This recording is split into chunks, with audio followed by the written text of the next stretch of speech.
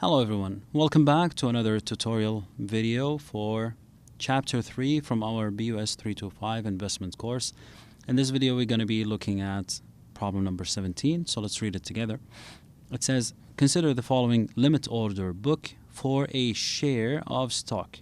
The last trade in this stock occurred at a price of $50. So this is the current market price shown by the charts on at this time. Okay, and then we have a list of limit buy orders on this side and then limit sell orders on the right hand side of the book. Okay, what is required? First requirement A, if a market buy order for 100 shares comes in, at what price will it be filled? Okay, now we are assuming that there is an order to buy at market price, right, for 100 shares of this particular stock. Which price of these prices is it going to be fulfilled at? First of all, the order is to buy. So since the order is to buy, we only need to look at the sell orders, right? These are the orders that the dealer is showing that he's willing to sell at. Okay, and since the order is for market price, it's going to be filled at the lowest possible sell price or asking price. Okay, which is in this scenario, if we look at this side here, the lowest price is $50.25.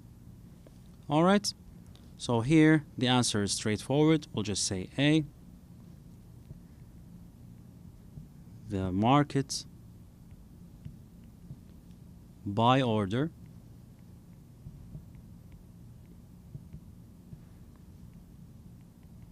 will be filled at $50.25. All right. Okay. Now let's look at the second requirement. B, at what price would the next market buy order be filled? So if we get another order, right, and that order is again at a market buy order, right, so at what price would it be filled? It would be filled at the next best price. So imagining that these 100 shares already been sold to fulfill the first order here from part A. So the next best price is going to be 51.50, right? So to answer part B, the next market buy order will be filled at $51.50. Assuming that the number of shares here offered covers the amount. But since the amount is not given in part B, then we're going to assume it does cover it, right? For part A, they told us it's 100 shares and already what's offered is 100 shares. So these two will match up and the order will be fulfilled completely. Okay. Now for part C, it says, if you were a security dealer, would you want to increase or decrease your inventory for this stock? So imagining in this scenario that you are the dealer. And remember, we mentioned the difference between the dealer and the broker. The broker only comes in the middle, brings the buyers to the sellers and the sellers to the buyers, right? They bring to those two parties together and charges a commission. Whereas the dealer actually buys and sells shares, right? So he's asking you, if you were a dealer, based on the information that you might get from this book right here, would you want to increase your inventory or decrease it? So this is a conceptual question.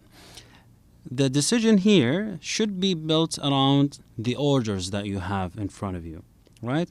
Notice there's let's look at the buy orders first. We have limit buy orders for quite some quantities. We have an order for 500 shares, 800 shares, another 500, 200, 600, and so on.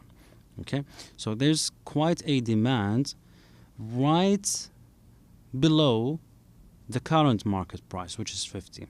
So 49.75, 49.50, and so on. Okay, whereas if we look at the other side, the limit sell orders, the quantities are much less. 100, 100, 300, another 100, and so on. Okay, and the prices are quite sparse. So if I were a security dealer, let's say as a security dealer,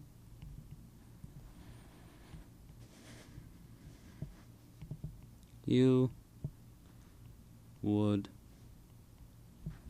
want to increase your inventory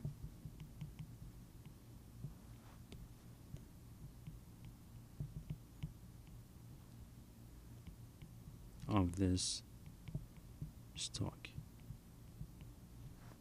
Okay, as I mentioned, the reason is there's quite a good amount of demand for the share just below the market price, whereas the sell orders are fewer, and the prices for those sell orders are also quite distributed or sparse in between.